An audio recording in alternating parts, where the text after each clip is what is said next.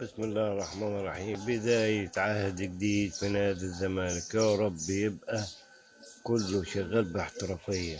إقالة الجهاز الفني، وإقالة الجهاز الطبي، وإقالة الجهاز الإداري بنادي الزمالك، وسيتم تعيين وكالة مدير الكرة بنادي الزمالك، وسيتم إن شاء الله تعيين مدير فني جديد ومدير كورة جديد ومدرب جديد. بداية الإصلاح، أول قرارات حسين لبيب والصفقات يا جماعة بدأت.